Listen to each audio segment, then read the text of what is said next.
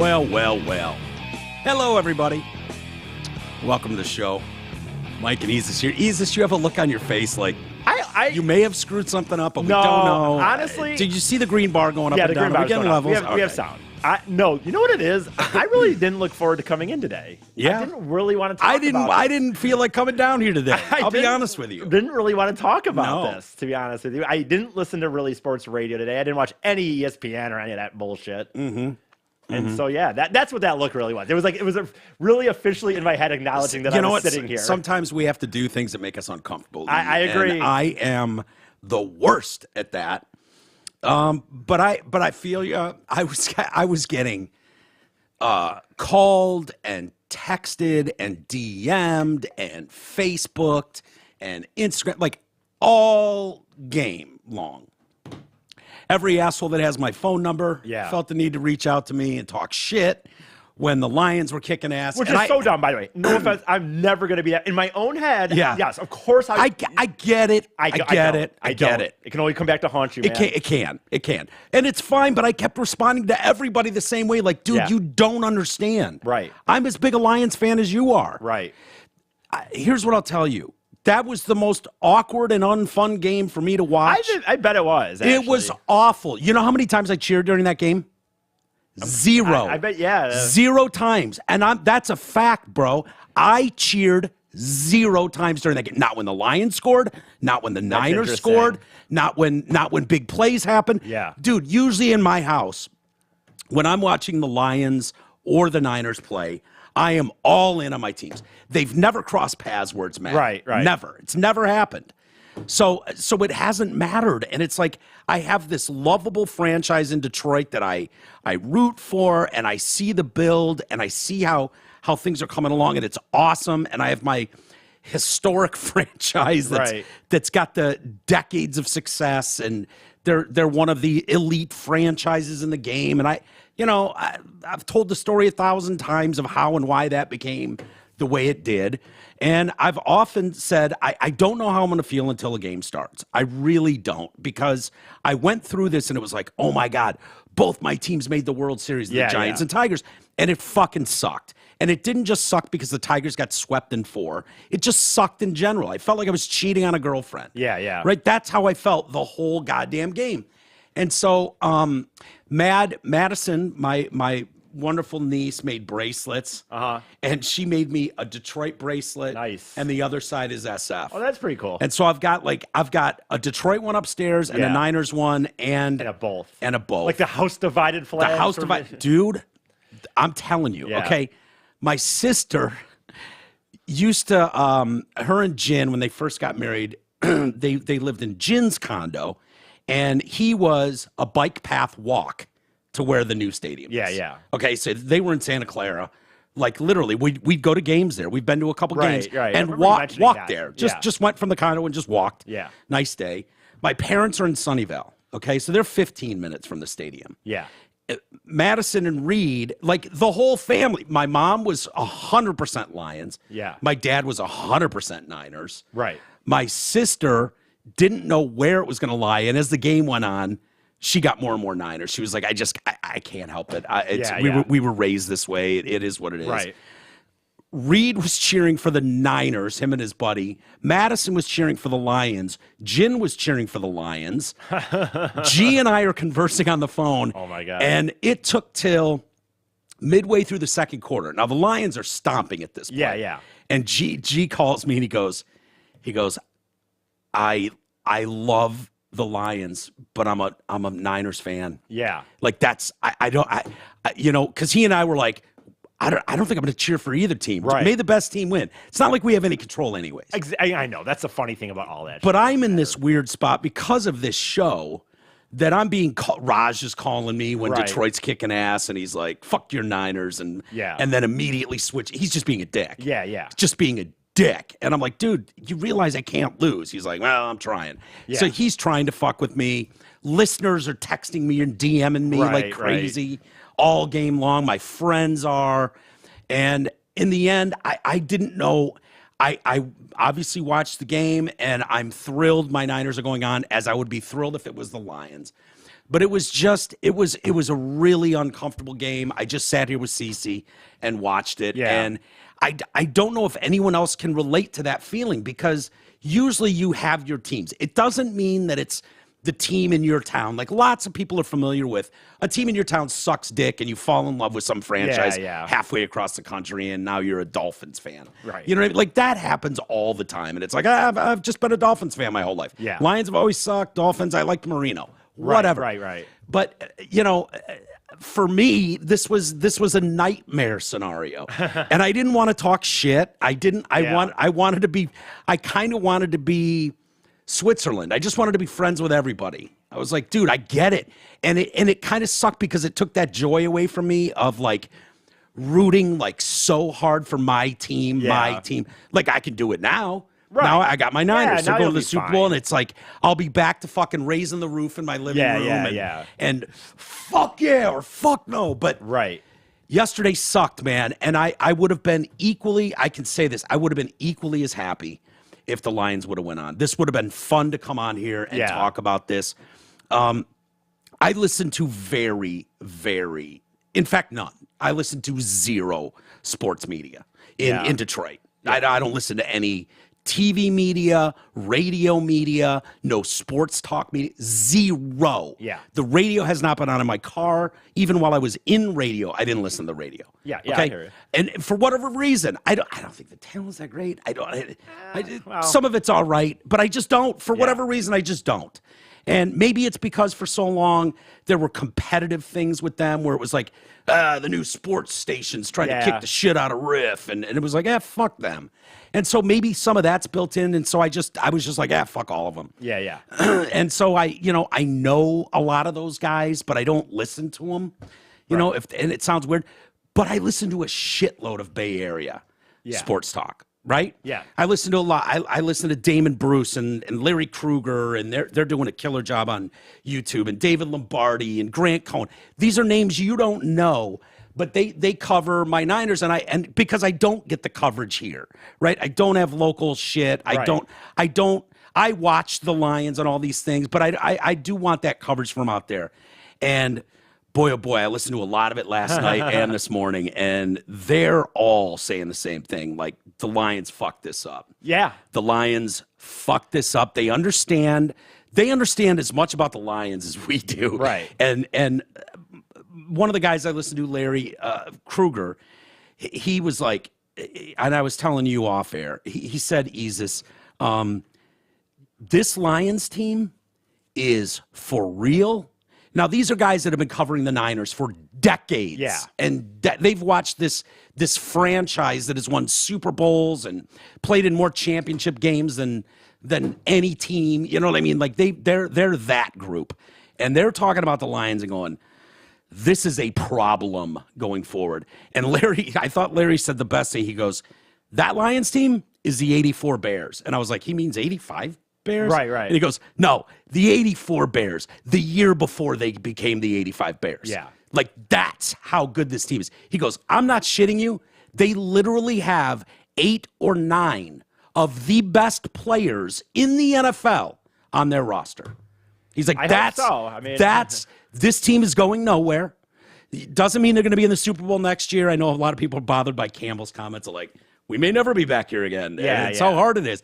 And I know what Dan means. And some people go, wow, his honesty is invigorating and this and that. Right.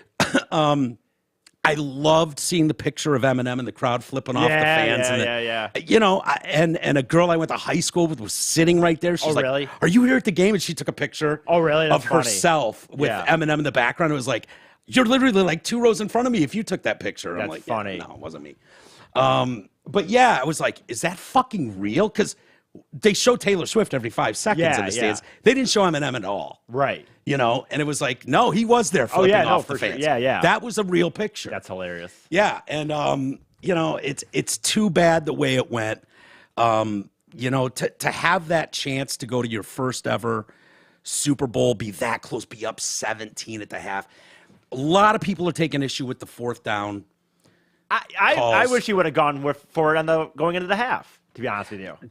I was going to say the same thing. That of all times, when you've got 10 seconds on the clock and you're at the 2-yard line, you're averaging like 8 yards a clip. Right. Running the ball. You just are. You are and if you know anything about the Niners, some of the things you might not be aware of, but on the season, when you've got 3rd or 4th and short, okay, whether it's goal line or middle of the field, the 49ers give that up 79% of the time.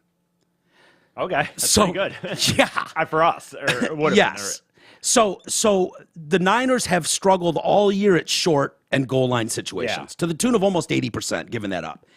It just seemed like an odd time for him to finally just, I'll take 3 points. Yeah. It just seemed like, because, man, you get that touchdown, and I know that no lead is safe necessarily. Dude, 28-7 is just a big whole lot different than 24-7. A big difference, dude.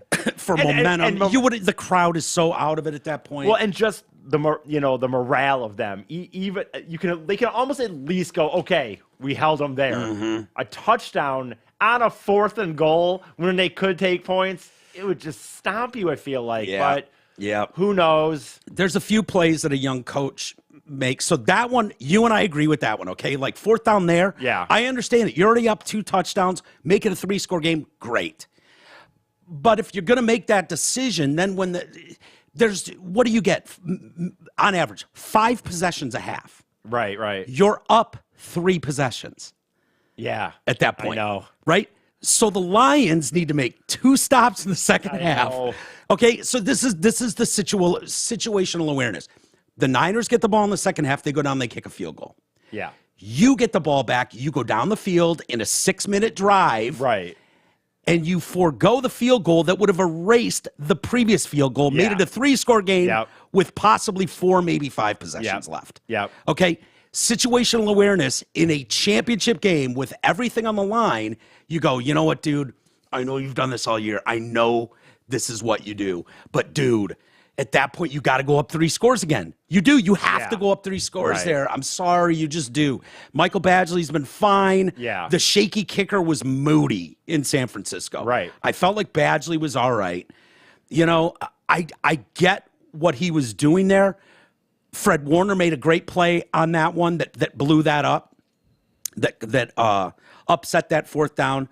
The last 4th down and 3 that the Lions went for. Yeah. Okay. Now, which one was this? This is the one where they got Goff scrambling right and threw it, and St. Brown dove for it. Okay, yeah. And it was incomplete. Yep, okay. That's right. Now, that play. So if you know the Lions' history on 4th and 3 yards or less this year, they're 20 of 24. They've converted 80% of the time. Yeah. Okay. And the Niners give up 80% of the time. Like, this goes into the analytics conversation. Right. It goes into all of that stuff.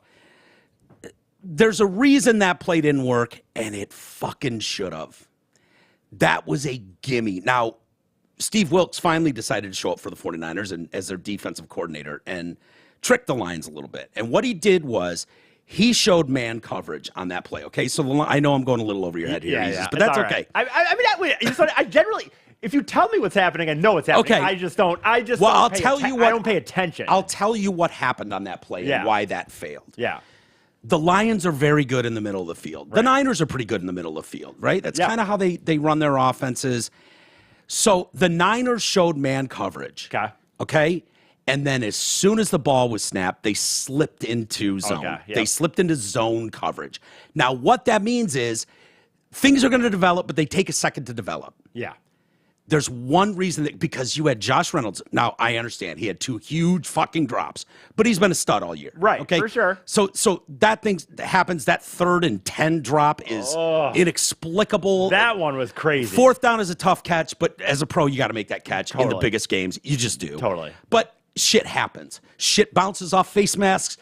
Tips go I have a question odd ways. real quick. Yeah. I know I'm taking... and then I'll finish telling you why this blew up. But that thing off the face mask, weren't they calling a pass interference anyway? Yeah, but they do that all the time. They pick up these flags. I don't get it.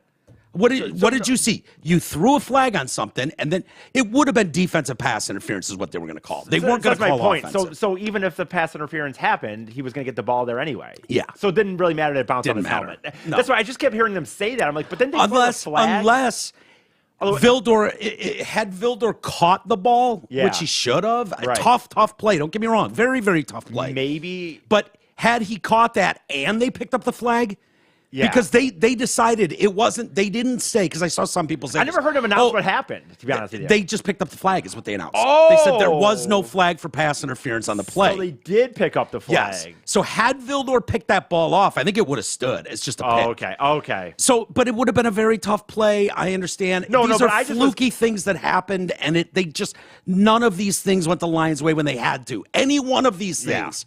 I was just curious because maybe they announced it, I didn't hear it. I had not heard the explanation of what was going to happen there. Personally, I didn't think it looked like pass interference. That's why I didn't really understand when the flag was thrown. No, but so often we see these flags thrown and you don't have any fucking clue as to why they were thrown. Okay. So go back to the fourth down here. So they had been torched. I've never seen Goff have a cleaner pocket. It was like a symphony. Yeah. Watching that line, and you saw what they did. The Lions running the ball, throwing anything they wanted to do. They put up 24 points and a half and were absolutely blowing the fucking home team 49ers off the field. Off the field. They were running it for 8-9 yards a clip. They couldn't be stopped. So finally, out of nowhere, he disguised zone coverage with man coverage. Okay. And so those guys dropped into the middle of the field. All of a sudden, it made things a little tricky. Well, one person.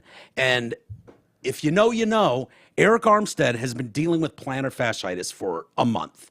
He hasn't practiced. What is that? That's a foot you can't push is that off. Like turf toe, essentially? Sort of. Well, no, I think it's the underfoot. Okay. But he hasn't played in weeks. He's a stud interior lineman for the Niners. First game back, finally cleared medically. Gotcha. For the first time all game, he blew up the inside of that line. He got a push. Yeah. Goff was never meant to roll right. Okay. Never meant to roll right. You would never roll Goff out. Okay? Goff is a statue in the pocket. Right. Much like Matthew Stafford, much like Kurt Warner, and lots of other guys. It's not the end of the world. Armstead made the play of the fucking game and blew up the interior of that line. Yeah. What was hard to tell was going on is Josh Reynolds was on the outside on the left, and in a zone coverage, he was about to come over the middle, and he might score.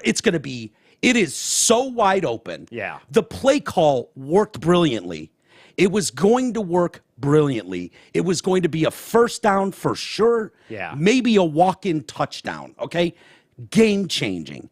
Eric Armstead blows through that line. Goff is forced to roll right. Now he can't throw back against coverage. And he's just got, maybe scramble for it, put your head down and just fucking try to truck through and pick it up. But, those plays should, and that's what Campbell was referencing. If you watch the post game at all, lots of people were probably too pissed off and didn't. I think I was in bed before the game. Yeah, not really, but when Campbell referenced, I don't regret anything I did. I put it on these guys, man, and they've always come through. And for whatever reason, that's what he's talking about. Yeah, there were two plays, and Fred Warner made one of them, and Eric Armstead made one of them. They were great plays. You know what? You know what they say, Isis? The defense is getting paid too. Yeah. And so, it's the guys I was listening to out west thought it came down to 6 plays. Okay. That any one of those 6 plays goes the Lions' way. Yeah. They went 0 for 6 on these 6 plays. Yeah. Fluky, whatever you want to call them, situational awareness, bad bounces, whatever you want to think. That's what happened. And it's not same old Lions. Oh, no, I will say this. Yeah.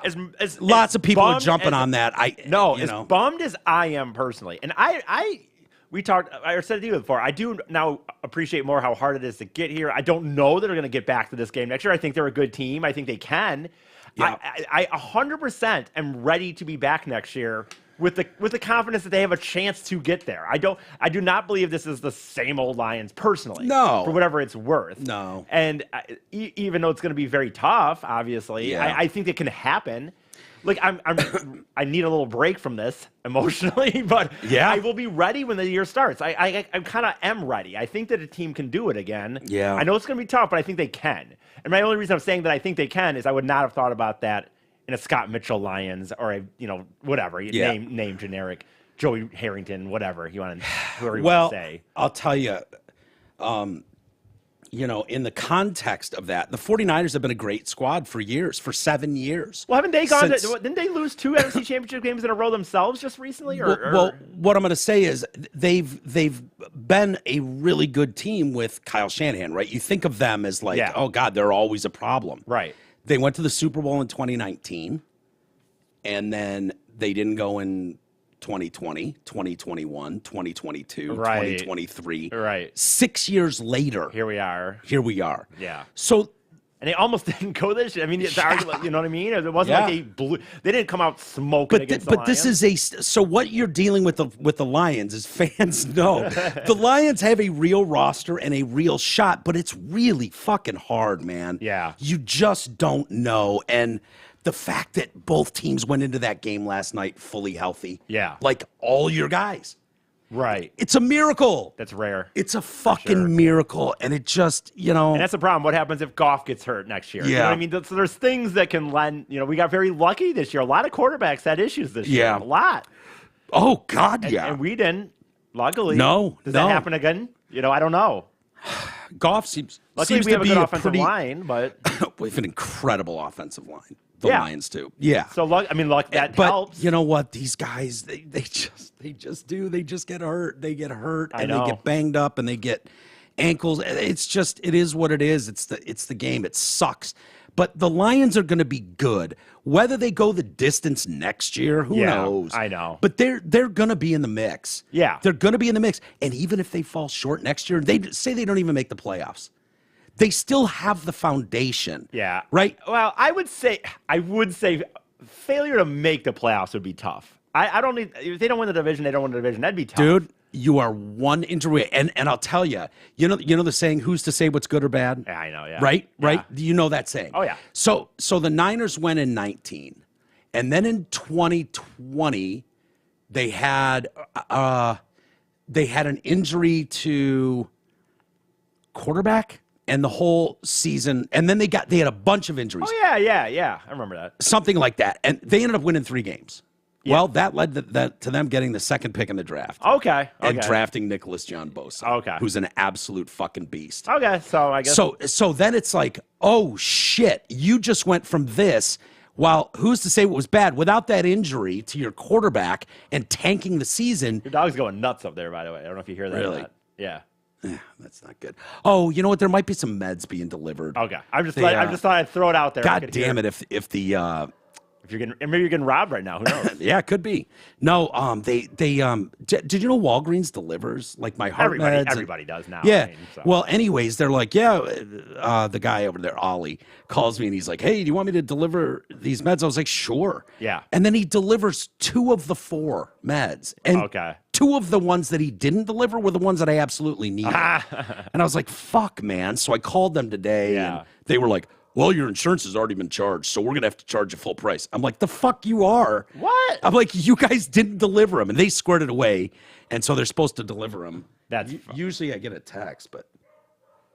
By the way, you know what's funny? This is not quite exactly the same. Yeah. But, in a sense it is. I just had a situation, and I get it. People can say when you fly Spirit, right? So I get it. Yeah. But, you're still paying your money and shit. Yeah. And my parents were going on I did a little experience trip coming up from a Christmas present, and we're out of town for a few days, right? Yeah. And we were supposed to go Monday to Friday.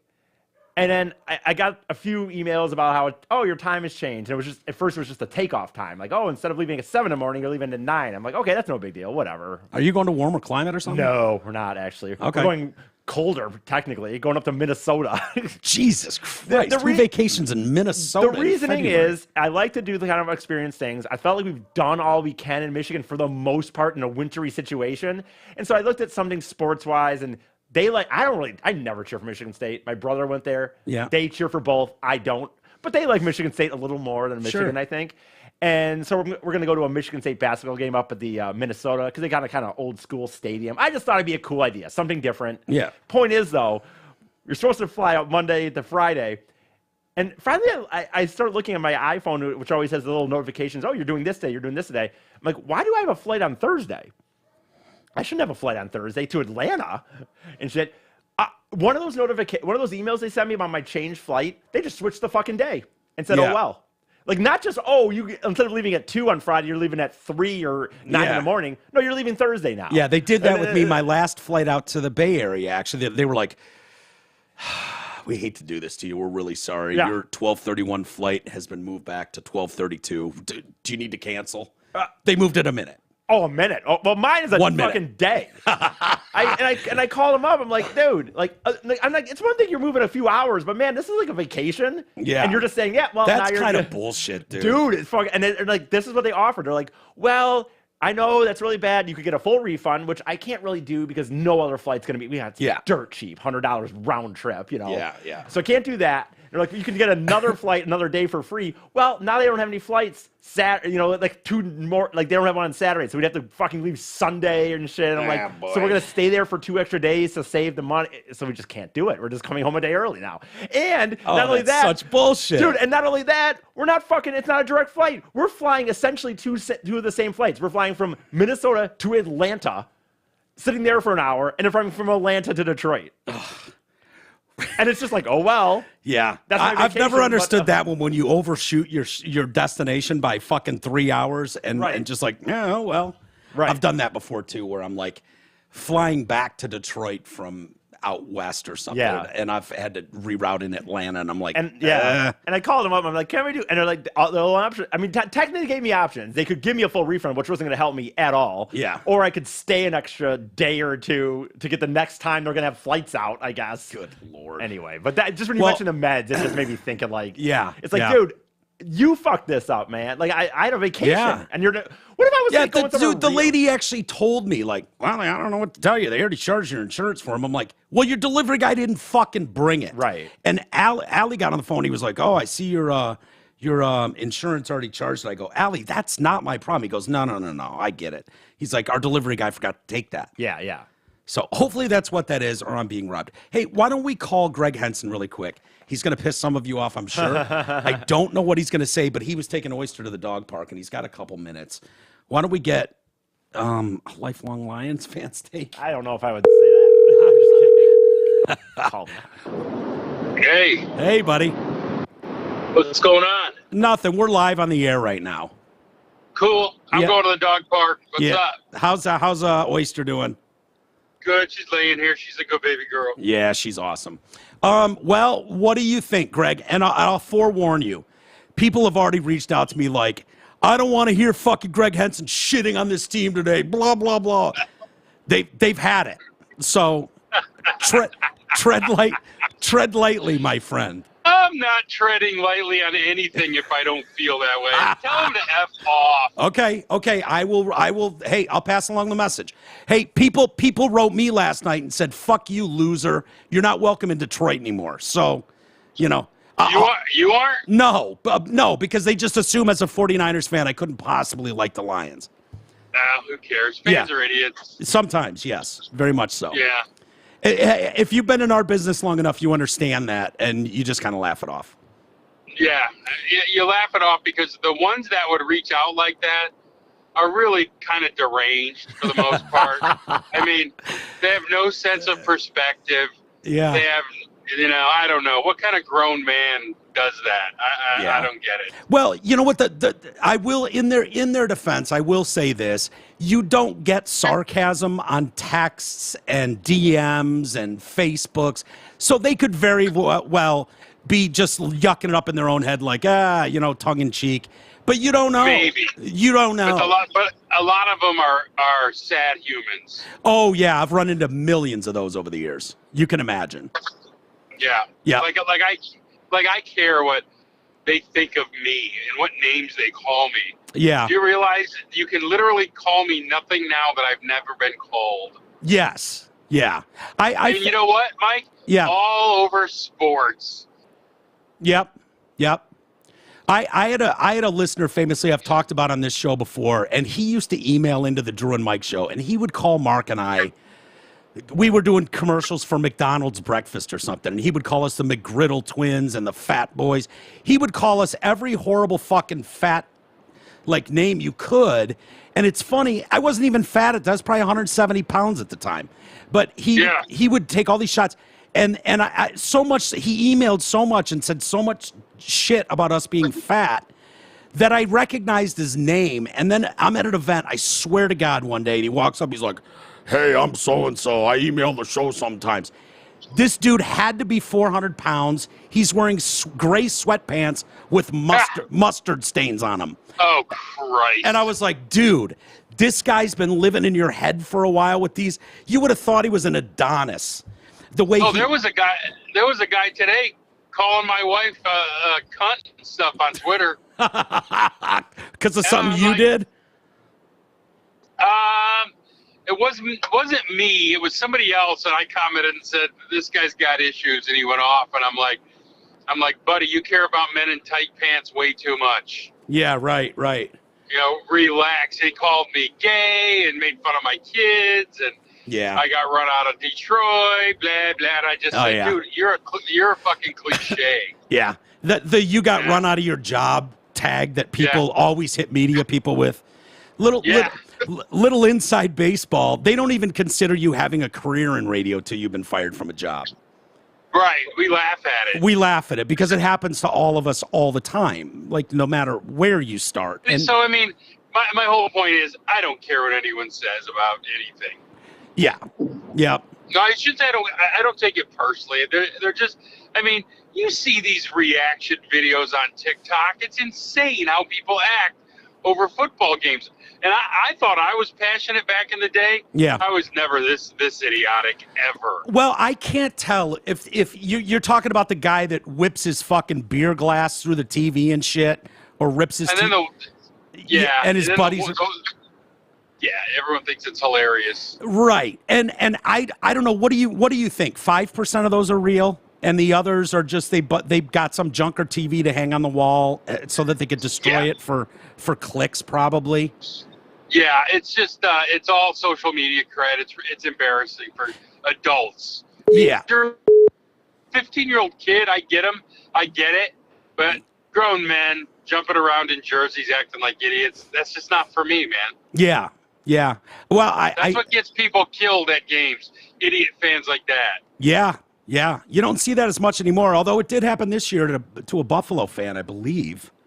We used to have violent assaults at the Silverdome all the time. Every game. Yeah. Every kid that's over the age of 40 has a story about seeing some shit go down at the Silverdome. Every one of them. Drinking that overpriced piss beer. Yeah, exactly. Sure tasted good on game day, though, didn't it? Oh, it was the best. Dude, I don't know what was better, that stuff or being a bleacher creature in the old Tiger Stadium. Oh, not close. Bleachers. Yeah, the bleachers was awesome, wasn't it? In the summer with the balls going, and it was just a blast as a kid. What did they chant? Eat shit, fuck you. Yeah. And then Jim Campbell had to shut the bleachers down. It was hilarious. Yeah. It was awesome. And then they went to 8-ounce beers, like that was going to change. It was right. Drink 12. Right, exactly. Like you don't just order more of them. It's like, ooh, you got us.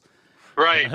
Fooled again by the man. They'll only give us 8-ounce beers. They're not going to tell you how many you can have. You've stopped us from puking on our jerseys. Exactly. Not even a little bit. Those little clear plastic cups they'd give you. Yeah. Yep. Yeah. Good times. Oh, such good times. Well, what was your takeaway? Did the 49ers, in my opinion, lucked into a win? The Lions helped them with that. What do you place on the players who need to perform, or Dan Campbell for some of his decision making? Both. Yeah. I think, Dan Campbell should have gone for the points. And, I told you that after the Cowboy game. Here's the thing that most disappoints me with Campbell is I felt like for the first 3 years, he's just been getting better and learning and not making the same mistakes. But I feel like the Cowboy game, he got out over his balls. And I think yesterday he got out over his balls. I don't understand this momentum play, because when he didn't go for it on 4th and goal at the 3, that would have been a spine crusher. Yep. 28-7 would have killed it.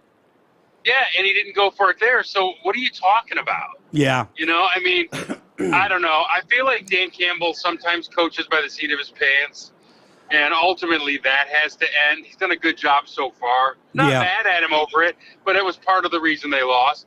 You can't drop passes. You can't missed tackles. I mean, there's enough blame to go around. The Yeah. second half was just a lion shit show that harkens back to many years. It just happens all the time. Yeah, it was a collapse. It's not unique to them. No. It happens to the best of them. I think, Jahmyr Gibbs is not a fumbler. He's not. He doesn't have the fumble gene. That was a great play. Yeah, which makes it that much worse. Oh, yeah. Oh, I'm not saying it doesn't. But, Tayshaun Gibson makes a great play there. And I don't know a running back in the NFL who hangs onto that ball. I just don't. You get a hand that far in and rip with the full weight of your body going the other direction, that ball's coming out. It just is. And it's a fluke-ass play in the worst possible spot after just giving up points. It was an absolute train wreck. Yeah, I mean, I think there's a multitude of things that effed it up, but you could feel the momentum swing on that fourth down, the first one that he didn't get. You could then a play or two later, they get the pass off the face mask, and you were like, yeah, oh crap. So then as a Lion fan, old and new, you're like, is this what we've always seen, or is this a whole new Lions? And it just spiraled into the same old thing, but. Well, same old shit, different day. I heard my Niner guys, the radio guys out west talking about, and they were like, I can't believe you'd roll out Goff on 4th and 3, blah blah blah, and it's like that's not what happened at all. I was telling Easis that 4th and 3 play, Steve Wilkes finally disguised the defense, showed man, dropped into zone. Josh Reynolds is going to be wide open on a 7 route over the middle, wide open, and one guy, Eric Armstead, for the first time all game, blew up the interior line and made Goff roll out. Otherwise, that's a huge completion, if not a touchdown. And what about that play was going to work. That play was going to work on 4th and 3, and Eric Armstead fucked it up the middle. Well, and then. What about the call on fourth down or third down where they ran the ball and had to use a timeout? Oh, yeah. It's just, that's kind of inexcusable. Yeah, you can't do it. No, you can't. You can't. And they did it and fucked up, and they tried to outsmart themselves. I feel like Campbell is either dumb or stupid. I don't know which. Because sometimes I feel like he's out coaching himself, and sometimes I feel like he's by the seat of his pants. I don't know if that makes sense, but no, it does. I mean, is he really fucking smart, or he's a fucking meathead? I don't know. Yeah, I think it hurts because he's taken this team in 3 years, like he said he would, to a place it's never been, and it's kind of. Well, it's been there. It's been there. Well, not really, and not in 83. Yeah. Yes, they were in the exact same place minus the stadium. In 91, yeah. No, 83. 83, I know. And Eddie Murray missed a chip shot. Yeah. But I mean, everyone acts like, here's my thought on Campbell. Hey, he got him there. It's his game to fuck up. Whatever. That's his team.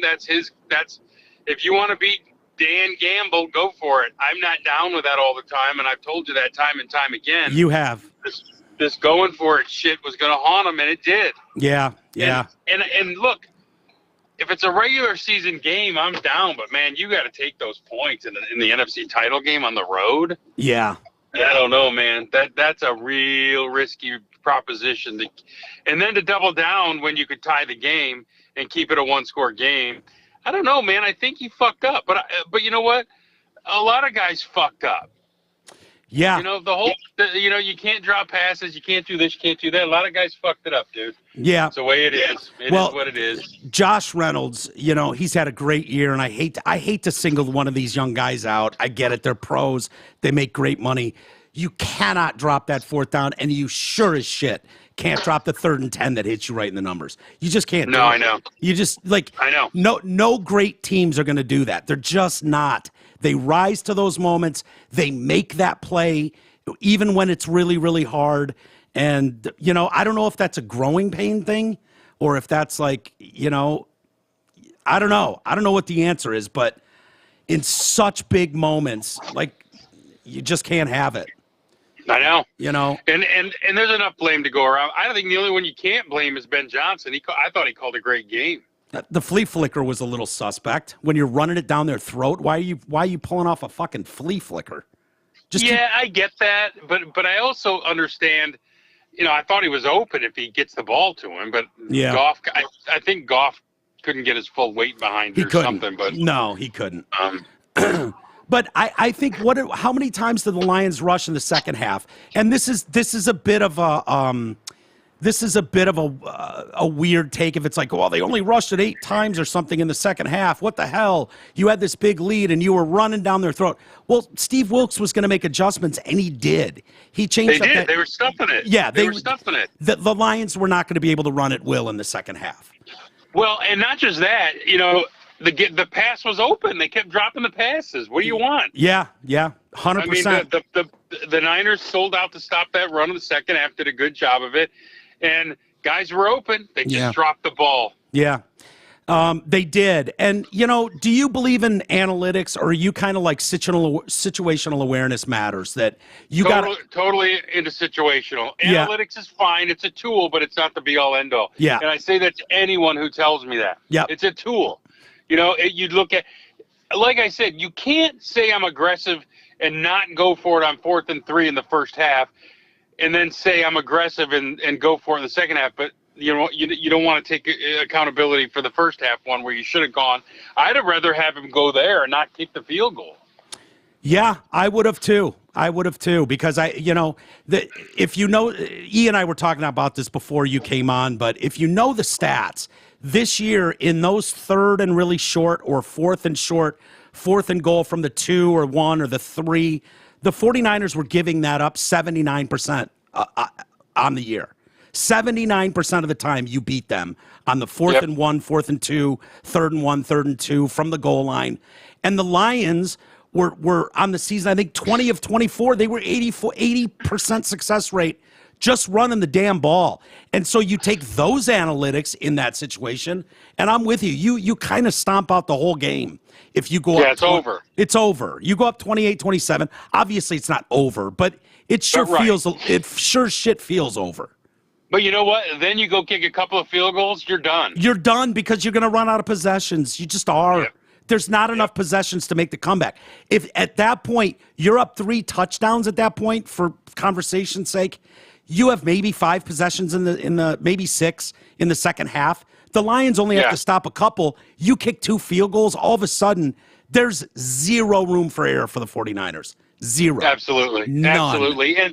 And then, even the Black Swan event where the ball hits off the guy and he catches it. Vildor, yeah. Yeah, I mean, whatever. It is what it is. It's the Lions. I did, though, allow myself about 13 seconds to think, holy shit, they're going to the Super Bowl. Yeah. But I immediately put that out of my head. At what point did you think that? Halftime? Right before the half.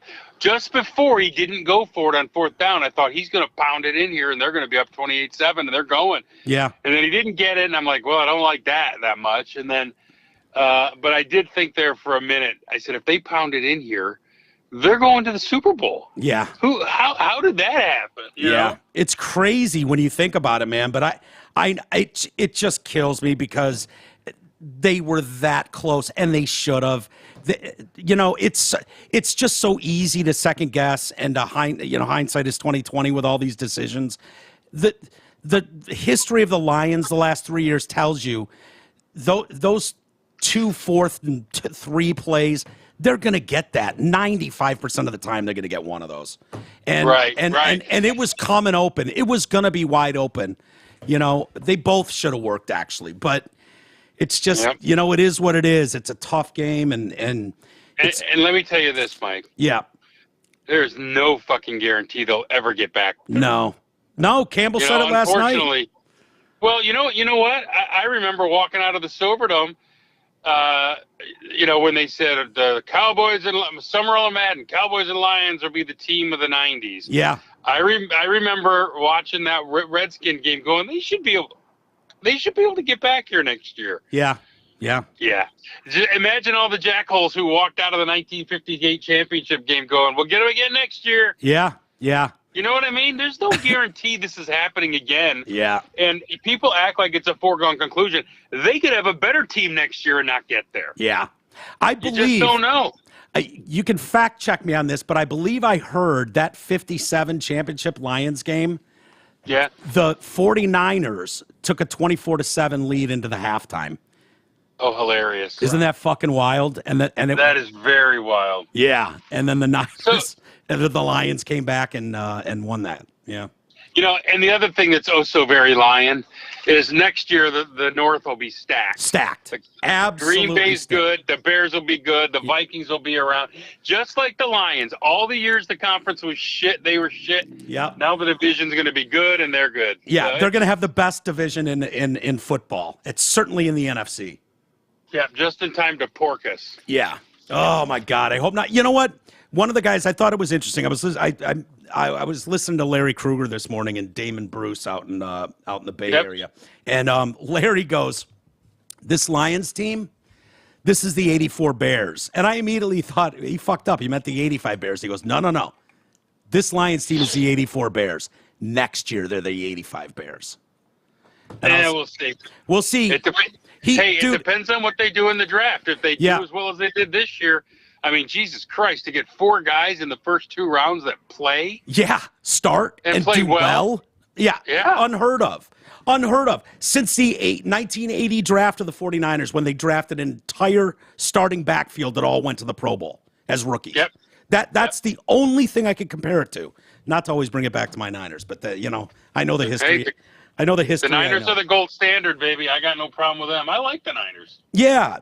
Always have. And I think a lot of us hate the Chiefs, man. I think people are ready to see the Chiefs go down. But I think there's no question at all, man. I've never seen someone play better football than Patrick Mahomes on any level. I don't like the Chiefs because I don't like Taylor Swift's boyfriend. I think he's a dick. Yeah. I don't like Brittany Mahomes, and I certainly don't like his brother. I used to like him, but he seems to be a bit of a chode too. Who, Patrick? Yeah. Really? I know his brother's a big chode. Well, there's that stuff yesterday about throwing Justin Tucker's helmet and kicking his tee and stuff. Yeah. That's bullshit. Well, Yeah. Plus, he's married to that bitch. She's such an idiot. Who, Brittany? Yes. Yeah. She's another one of those, like, what fucking guy worth $500 million marries his high school sweetheart? Jesus I know. Christ. Well, What's the matter because with you, he's too big a puss to cut her loose. You know what I mean? Like Yeah. she got her claws in him early. Yeah. It's like you see what you can do as a fucking tight end with Taylor Swift. Good luck with Yeah. Brittany, dummy. What are you doing? I know. I know. Give yourself. I mean, look at Jared Goff's girl. Hell yeah. Hell yeah. Yeah, and she knows her place, too. And she just seems like a sweet person. Yeah. You know, I mean, I see her on TikTok, and I'm just like, Jared, you win when you lose, my friend. Absolutely. No doubt about it. Yeah, I watched that quarterbacks thing over the summer, the Peyton Manning directed, whatever. And yeah, you saw what a piece of shit Mariota was. And you saw what a good dude and hard worker Kirk Cousins was. And Yep. I got to tell you, Mahomes' wife just bothered me. And there wasn't anything in specific, but it was just like, ugh. I don't know. I like Taylor Swift better than her boyfriend. Yeah. Oh, me too. Taylor seems like He's a goober numbnut. Yeah. What does she see in him? I don't know. Because she's kind of fangirling. She's kind of fangirling. It's like, Taylor, you're the CEO of a $1 billion enterprise. What do you give a shit about Right. some meathead football player? Well, and I'm thinking I would almost respect her more if Jason was single, if she liked him, because at least he's got a nice personality. Kelsey is a moron. Yeah. And he's the problem child in the family. He speaks Yep. like he's 14 years old. Yes. Yep. Yeah. And I mean, there's this elegant billionaire dating she's literally just playing the other side of the tracks like a bad John what's it from the 80s movie, John Grisham? Hughes, Jim Hughes. Oh, John Hughes. Yeah. John Hughes. It's like a bad John Hughes movie, right? Yeah, she's the nerd super student dating the burnout. Yeah. Yeah. No, Wrong side of the track. Yeah, man. Yeah, you're not wrong. You're not, but it seems weird. Like she's like Miss Cheerleader in the stands, and now they're all tracking her flights to Tokyo. And you're right. I know. You're right. He was the black sheep. Didn't his brother have to get him back on the squad at Cincinnati in college? Yeah, he got kicked out. Yeah, he fucked around and got kicked off the team, and like his brother Jason had to go to bat for him to get back on the squad. Well, Jason's wife seems cool too. I have no problem with him showing Taylor Swift. I'd rather see her than that dipshit boyfriend of hers. Yeah, agreed. Well, I think you came in with a nice landing today, Greg. Who do you like in the Super Bowl? I hope chaos. I hope they all die. No, I don't. I don't care, but I'm going to take Mahomes just because I think he's amazing. Yeah. I'd like to see the Niners win, but if I were betting oyster on it, I would probably bet Kansas City. How can you not bet? How can you bet against Mahomes? He's just can't. You just can't. He made Lamar look like a fucking chode yesterday. I know. Lamar, like all the fucking talk about Lamar MVP. Why do we have a fucking regular season MVP award? It's so meaningless. What is the fucking point? If you can't put it together in the postseason, it's irrelevant. Right. I agree, man. It's so stupid. I'm telling you, Goff is right in the MVP talk in the postseason. He had a great postseason. Dude, that's funny you say that. My brother said the same thing. He and I were bitching about this MVP award. Mainly because he had money on Brock Purdy and he's gonna lose hundreds of dollars on that bet. But he was like, I'll make every fucking argument in the world for Jared Goff. Jared Goff should be the league MVP. Jared Goff, you could make an argument that Jared Goff is as valuable to any franchise in this league as anybody. And I was like, well, sir, absolutely. After everyone shit on him when the Lions traded for him. Yeah, including he's me. He's only here for a year or two till his deal's done. They're going to get rid of him. Yeah. And I got to hand it to Holmes and Campbell. They said, no, we traded for him for a reason. Yeah. They all say that, though. Him. They all say that. Yeah, but they could have dumped him and they re-signed him. They could have dumped him. They had every chance to dump him. Yeah. No, they meant it. But everybody says that. Like, oh yeah, of course we believe in these Tigers' arms this year. And it's like, yeah, sure you do. But you know. Oh yeah. But I watched that.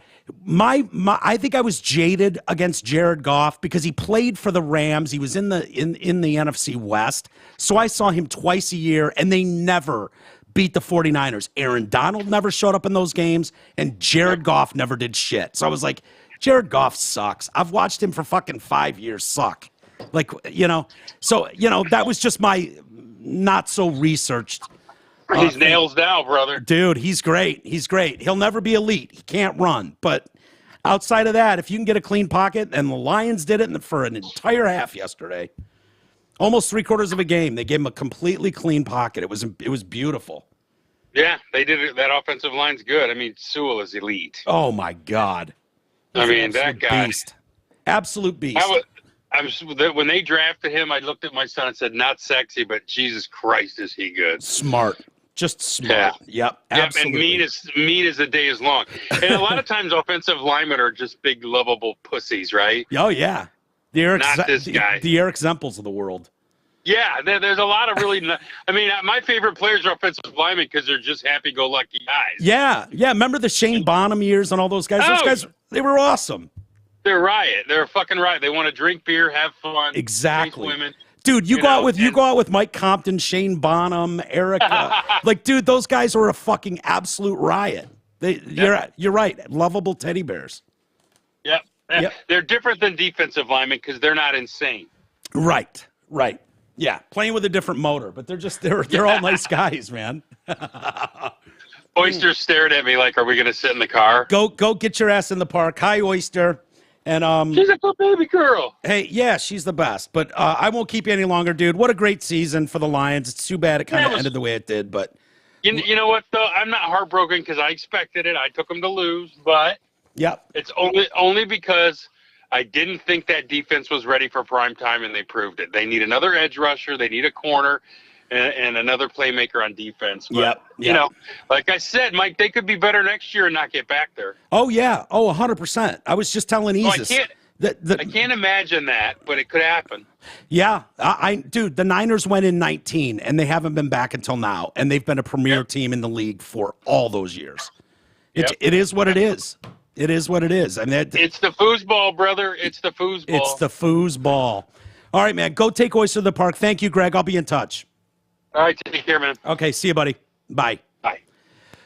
Yeah, one more year of cooking for that defense. Hutchinson's the real deal, but he got fucking owned by George Kittle last night.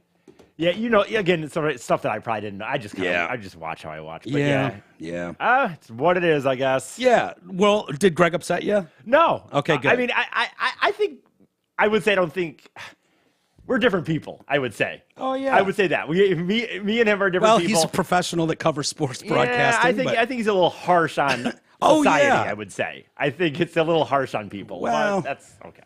That's my opinion. Well, yeah, but you're the lovable lineman. He's more of an insane defensive maybe lineman. that's the deal. I tend to be more about I don't know, just whatever. Well, Tom Pelissero from the NFL Network was reporting that Aaron Glenn and Ben Johnson have head coaching job interviews this week in Detroit. Yep. So not to coach in Detroit, but they're flying in to interview them in Detroit. And so Ben Johnson will be interviewed by the Seahawks later today in Detroit. Then on Tuesday, Washington is expected to interview both Johnson and Glenn. I think Ben Johnson's gone. I think he's the Commander's next coach. I think they've been waiting for him. Right. Glenn, there hasn't been as much spice splashed on him.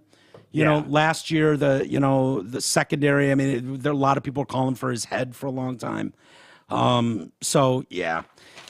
I'll say, I don't want to, sorry, going on an hour here. So I get it. But, what's funny is yesterday I was also, I'm getting older, and I think this might be the last time I try to do one of these fucking, I don't know what you call it, but when I fly in, fly out for a goddamn like concert or some shit, it's just, fuck, I'm only there 24 hours, and then you go out late, and now you're on an early flight. And it sucks. It's a lot, dude. I think I got it. Dude, that's a young man's game. I think I got that is a young man's game. And I would say this: if it weren't for the Lions, for whatever it's worth, my little weekend trip down to see a concert, like I was going to stay another day. I'm at the point in my life where I don't mind flying in the day of like maybe a concert or an event, but I want to fly out 2 days later.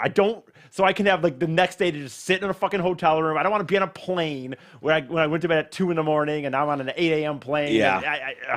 Whatever. It's what it is though. Yeah. But it was so funny. Was it worth it? Looked like you had fun at Pat. Oh, it was great. It was great. You know what's funny? You have a few artists. I would guess that Pearl Jam might be one of them. Who's an artist that you've seen a lot that you like? Or not Metallica. What's the other one? Not Guns N' Roses, is it? Pearl Jam is one I've seen a bunch. I've seen a lot of acts. Yeah, but you have a few that you like a lot. And my Steve point Poltz, is, who was here this weekend, by the way. Oh, really? Yeah, I was texting with him. I didn't go out there, but that's cool. I'd like to see him. Yeah, he was up in Boyne, and then he came down. I was trying to get him over here. Yeah, to do something. I'd like to see him again. But anyway, my point is, as everyone on this show listens, I'm such a big Pat Green fan, and I love him. But when you see somebody a lot, it means you're going to see maybe the off night. Maybe, you know what I mean? Yeah. You're not just, you go one time, you're so excited you don't even care. I don't think he had an off night. I think it wasn't his best, but he played 3 songs I've never heard live before. And that, to me, that makes up for it. Yeah. Because again, when you see the same people all the time, they play a lot of the same shit. Oh, yeah. They have the same stories. So it's like, I remember saying to my buddy Mickey, I'm like, dude, if he plays one song tonight that's just, I haven't heard, I'll count that. Yeah. And we sat at the table and we started putting like, oh, that's 1. Damn, that's 2. That's 3. So, hey, 3 songs I'd not heard live before. I appreciate that. Sure. But I'm coming home and it's fucking, late night.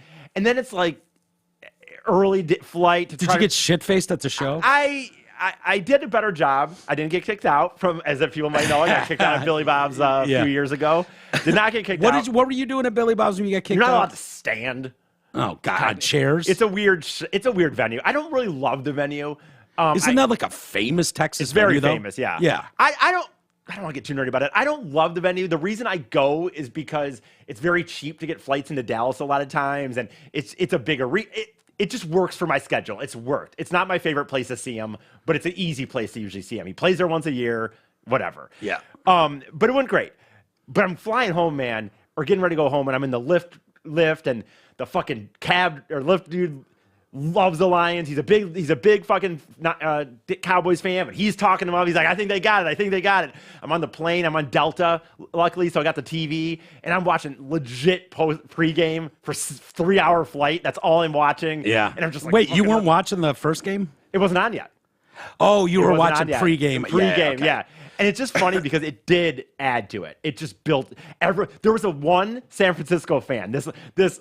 God bless her, but this kind of older black lady was this big San Francisco fan. She said specifically, on your flight? Yes, on my flight. Yeah. And she was flying from here to Detroit to somewhere else, not San Francisco, but somewhere else.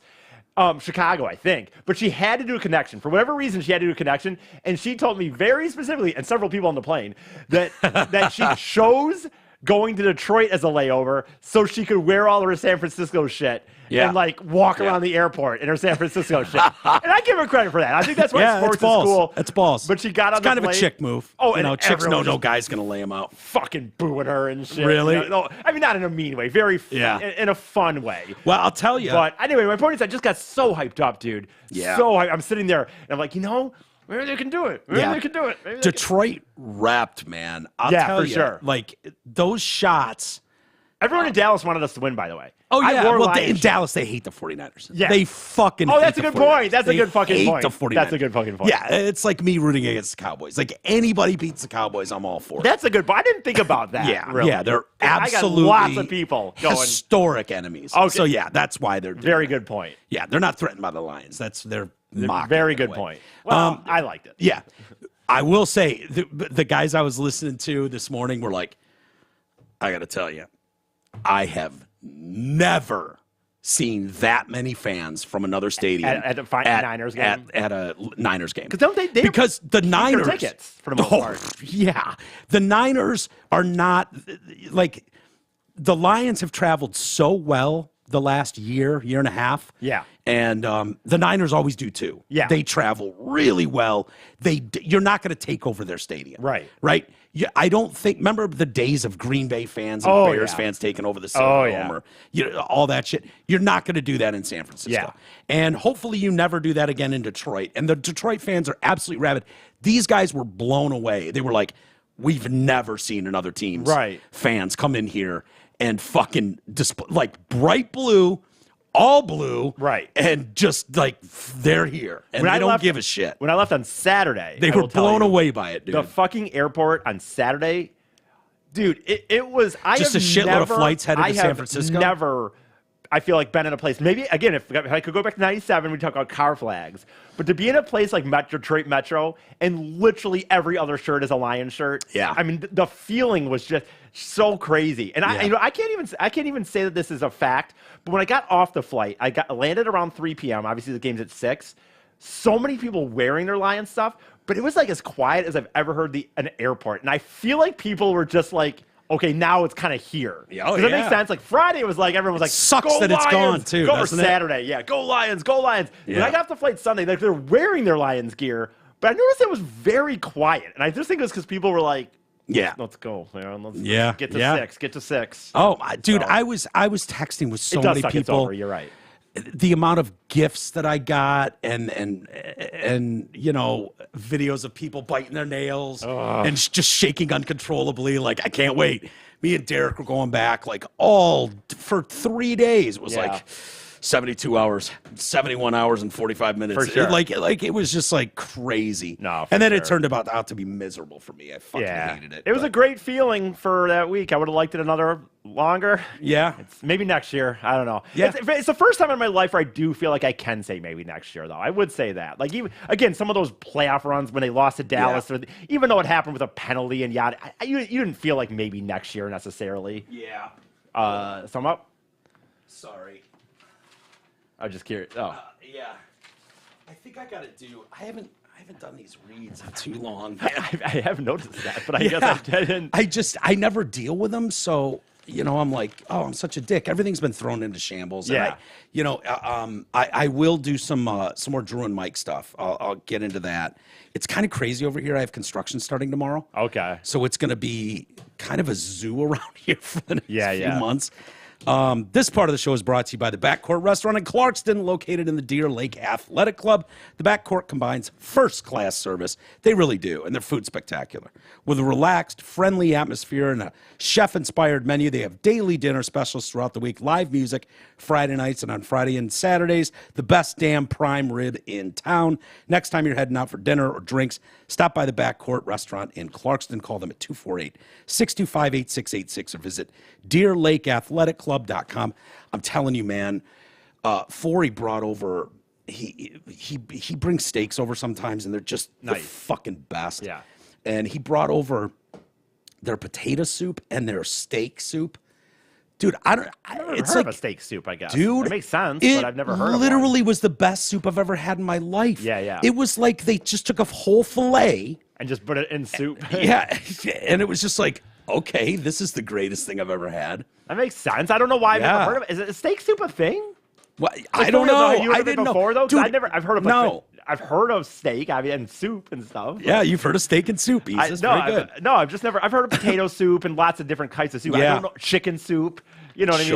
I don't know if I've ever heard of a steak soup, but it sounds great. I didn't either. It's fantastic. Sounds great. And I'm telling you, the juices, the flavor, like all of it. Yeah. And I'm not one to get worked up like a restaurant made soup. Cool. No, that makes sense. Dude, this potato was unbelievable. The steak was unbelievable. Yeah. It's Backcourt Restaurant, Clarkston, 248-625-8686, or visit DeerLakeAthleticClub.com. Also, my dad used to play. Maybe that's not the part of the restaurant. I think my dad used to play like fucking, what do you call it, racquetball. There's like a club there too. I think that's they've got a swimming pool. Yeah. I'm almost certain that's banquet stuff. Like it's really I'm cool. very certain that's where my dad used to play racquetball. Yeah. Back in the day. I wanted to get into Vince McMahon. I do want to do this as part of the show brought to you by your insurance expert. Are you paying too much for health insurance? Are you uninsured? Health insurance can be confusing. Nick Matthews from Your Insurance Expert is an expert in health insurance, life insurance, Medicare supplements. So you don't have to be. Call Nick Matthews, 248-914-1173, 248-914-1173. And you'll get Nick personally. And the dude's an absolute, he's fucking brilliant, man. I'm telling you, I've dealt with him. And I'm an idiot with so much of that stuff. He's so like, all right, here's the plan. Calm down. Let's get you hooked up with this. He just works magic. It's unbelievable. Knows all the loopholes that you need to know to get the best deals, and it's great. I'm telling you, cannot go wrong. Don't fuck around with insurance. Also, should mention radiofor1.com. I haven't mentioned that nearly enough either. You can listen there if you want. I know nobody does, but you can. You can get merch there. The Amazon and Amazon Canada links are there. Just go to radiofor1.com, click one of those Amazon links, and shop away. My Pillow, just use promo code TDC. And also a link to our Patreon page where I will do some more Drew and Mike stuff that I really hate talking about. But like I said, it's kind of been a crazy weekend. So give me a couple days and I'll do some more of that as well. And we'll get that all in there for you. Now, before we get on to other stuff, I should probably do a bully warning for Mrs. Bully. Now is the time to turn your radio off or your whatever you're listening to this on. These aren't pretty when it comes to Vince McMahon and my God, his text. Have you read these? I haven't read them. You know, this is for the first time in a long time. Honestly, just because of how busy my weekend was as well, I want to go through it's out there, right? There's like a big deposition out there. So, yeah, I got the text. It's something I've been saying I wanted to read because it's just kind of funny, man. Well, he's co-founder, obviously WWE. Yep. Formerly, was he co-founder of WWF? Well, his dad and actually his grandpa and then his dad owned so it. who was before Vince? I don't know. Like I said, his dad. I guess. I mean, whatever his dad's name was. Not Ed McMahon. No. Or was it Vince McMahon Sr.? Or something? I think it might have been Vincent. Yeah, I'd have to see his dad's name, but boy, there is something to getting your ass kissed for many years and winding up a billionaire and in charge of super adrenaline human beings. Yeah. That just like. So he's Vincent J. McMahon, I guess was the dad's name. Okay. And I think even his grandpa, by the way, was it was like a wrestler too, or and something. So well, Vince has resigned from his positions at the parent company of the WWE and UFC and TKO Group Holdings after the lawsuit that was filed on Thursday that we discussed last week, that talks about him sex trafficking a former employee. You know, when you think of sex trafficking, you think of like across, state lines, like getting a van full of underage girls and trafficking them across, international borders or state lines. It's not usually some skank in the office. That you're like, how about you fuck E this time? He wants to watch. That's trafficking. Right. So it's weird when you're talking about these sex trafficking allegations. It's like, yeah, I know what you mean, but sounds like someone that was a real gamer for quite a while. Not saying it's right, not saying that I'd like to participate by any stretch, but, I finally watched that movie Sound of Freedom. I don't know what that is. Over the weekend. That's the one about child sex trafficking. Okay. International sex trafficking trade. What was the fucking to-do about that? People acting like it's, uber MAGA alt-right. It's like literally the true story of a guy who goes to like the I don't remember where it was, Mexico or something. What was it called? The Sound of Freedom. Okay, scary. And ends up quitting his job to try to rescue a girl that's being sex trafficked as part of like this kidnapped family that was sex trafficked and like how does anyone what kind of monster are you to not to have a problem with this? And I remember I hadn't seen it, but it was like, oh yeah, mega, all ultra mega fans like this movie. I'm like, yeah, well, you're showing your true colors if you have a problem with this fucking movie. I highly recommend watching it. It's on Amazon Prime, I believe. It's a tearjerker. It's tough, but this show has spoken to officers who do that kind of shit for a living, and you can hear the pain in their voice when they're talking about the shit they've had to see and watch to try to crack a case. It's horrifying. And those guys don't do those jobs for very long because it's too much. So how someone doesn't get behind them and chalks this up to like red meat Republican, ultra MAGA Trump shit. Like what? Tell me what I'm missing. Please tell me what I'm missing. I'd love to know. I just watched it finally for the first time this weekend. I'd love to know what the problem was. Anyway, going back, that has nothing to do with Vince, but so he's left. Attorneys for Janelle Grant. Can you find a picture of Janelle Grant, by the way? Yeah. She must be hot, right? I don't know. Janel. I remember looking it up last time. She filed a lawsuit. Details contained in the lawsuit appear to match allegations that surfaced in 22. So that forced him to step down from WWE. The lawsuit seeks to avoid a non-disclosure for all these damages and her legal fees because he apparently promised to pay her $3 million, paid her $1 million, and then stopped. What I don't get about this is if the pictures, if they've like, because I don't remember the name at all, so I don't know if she made it. And when I did this last time too, the same thing, like just like this, like nothing. It seems like there'd be more pictures out there than just kind of a headshot, though. I feel like. And she's just getting pile drive by the biggest fucking. And so, I mean, in the end, they always say she's a wrestler. Like, did she not make it to TV or something? Like, I don't understand. I thought she was like a office girl. This is very confusing. I thought she was like an executive or something. Okay. I stand by my prior statement that Mrs. Grant's lawsuit is replete with lies, obscene made-up instances that never occurred, and is a vindictive distortion of the truth. I don't know there, Vince. I intend to vigorously defend myself against these baseless accusations and look forward to clearing my name. However, out of respect for the WWE Universe, TKO, its board, blah, blah, blah, shareholders, partners, I'm going to I decided to resign from my executive chairmanship, effective immediately. Some other stuff, too. So Grant alleges she was in a vulnerable state when she met McMahon because her parents had just died, and she had effectively devoted her life to around-the-clock caregiving. The lawsuit says that her time at WWE centered around gratifying McMahon's sexual desires, which became more extreme and violent over time. Of course. Yeah, it never goes the other way, does it? No. You know what I mean? No. You know, you take it in the shitter once, it's like, no, that's just a standard now. That's just on the menu now. Well, and then you're talking about some dude like Vince with the power and the money he has. And yeah. Again, once it's on the menu, there's no taking it off the menu. They just add more stuff to the menu, right? Yeah. That's the way I look at it anyways. So she became more extreme, and these became more extreme and violent over time and led to her suffering serious physical and mental health issues, including debilitating PTSD, serious thoughts of suicide. He pressured her to sign a non-disclosure in exchange for $3 million. Again, she didn't pay. Lawsuit alleges McMahon gained complete control over her life and used his power to abuse her repeatedly and subject her to humiliating acts and embarrassment, like shitting on her head during a threesome. Right. Like, I think that would be. Yeah, I would count that. I know I'd be humiliated by that. Yeah. I would have if I was in a wild threesome with Vince McMahon and a couple other people, the funny thing is and then he shit on my head.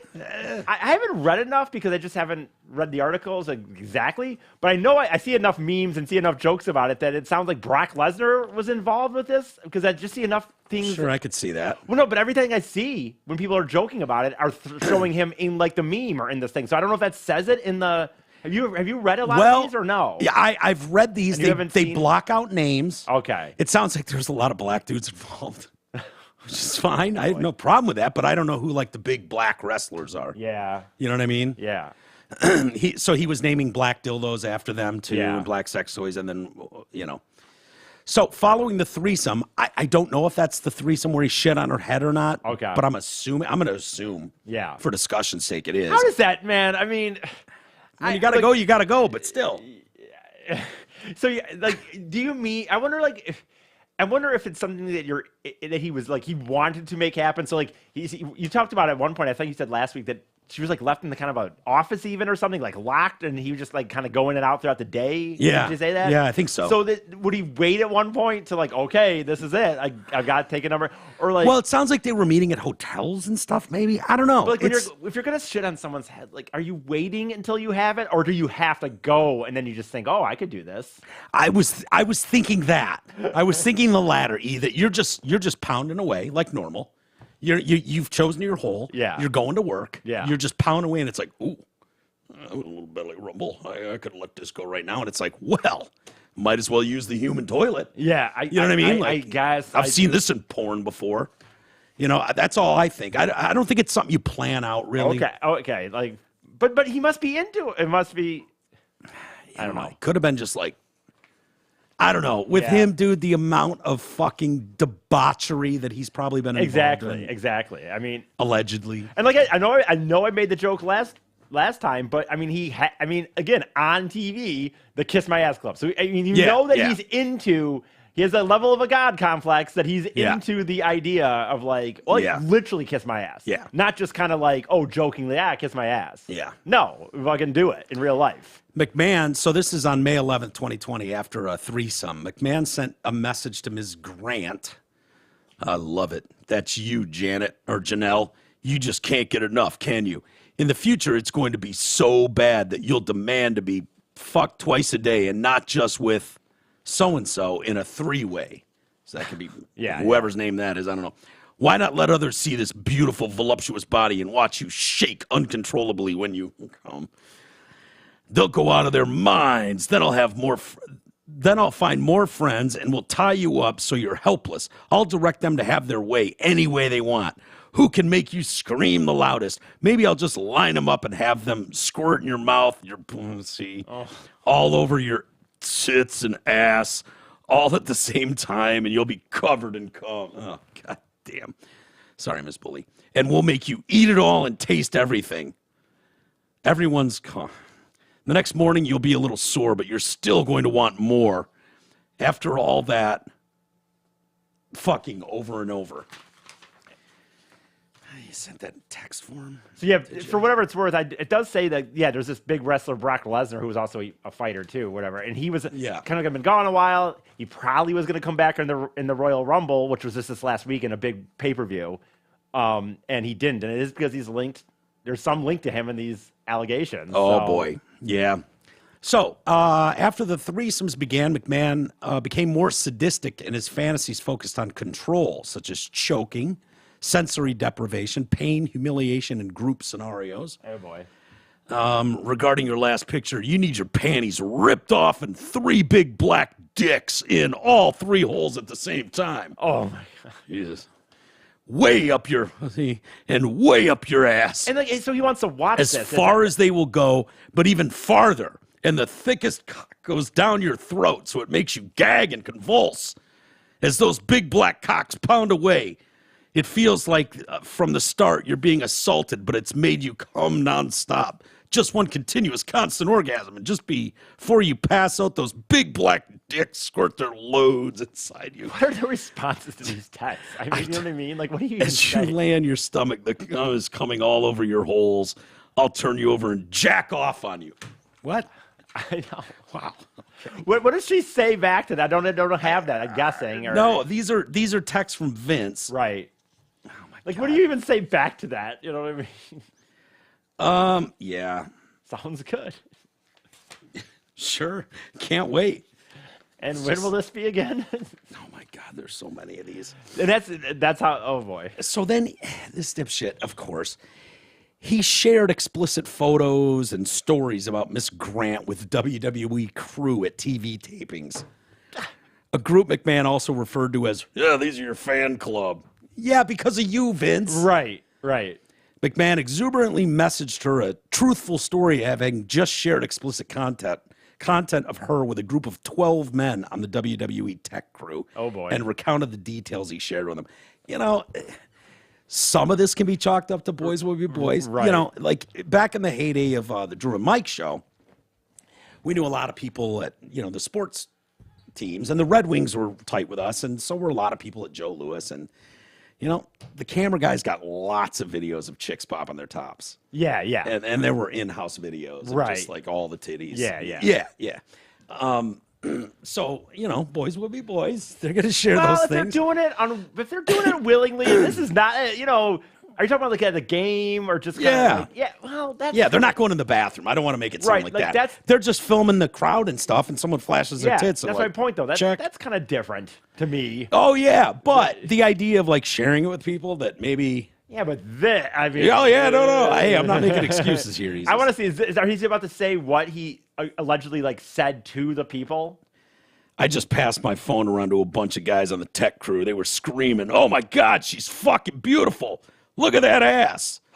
I'd like to get that. I paused to count out loud how many guys there were. 12. I then said, okay, there's 12 of you, and she would love to fuck each and every one of you. Oh! At one time, the guys cheered, but she will only do it if she takes 3 at a time. She'll only do it if she takes 3 of them. Is that Yeah, is that her rule, Vince? Yeah. I'll fuck any of these guys in the tech in the production thing, but it has to be 3 at a time. That's my thing. You know that. And then he says, that brought a huge reaction. I bet it did. She wants one deep in her ass, one way down her throat, and one in her pussy. And you can pound her and keep on pounding her till you pop your load. She may scream and try to say no, although it would be difficult to say anything with a cock down her throat. They laughed. I then said, listen, no. I said, listen, no matter what, just pound away till you squirt. God, it's a squirt. God, till you squirt. It's like, and I will say this. I'll say this. How old is he? Is he 77 or something? 72? In that range, probably. I would say this too. Like, I'm not going to sound like a pussy. Like, I don't want to be like, every man, should have stepped up to him right away. And I get it. No. But on the same hand, in his mind, he's got to realize, dude, that Vince McMahon is a nut job, and he's kind of always been a power-hungry nut job. Yeah. Those people aren't going to fucking say no to you. No. Whether, you know what I mean? Yeah. They're not going to say, no, dude, you have the owner of the company, the founder, one of the 78. founders. 78, dude. Jesus. He'll be gone soon, folks. Don't worry. Yeah. Dude, you have the founder of the company talking to the tech guys. Right. You know what the tech guys make a year? Right. Right? They're the tech guys. They travel in the big trucks and go city to city. They're like a traveling circus. Yeah. Setting up, whatever to do a broadcast. They're probably you know what that group is. Right, yeah, no offense to them. I'm sure it's a great gig, but yes, to Easis's point. But like they're not fucking. You're talking about Vince McMahon. Vince McMahon. And you're gonna sit there and so they're just gonna fucking. I just try to think. Can you imagine if Drew was like that? Like rounds us all up and talks about some chick in the office, like, oh yeah, and then you pound every hole until you squirt. Right. So, like, can you imagine Drew doing that? I don't even know what.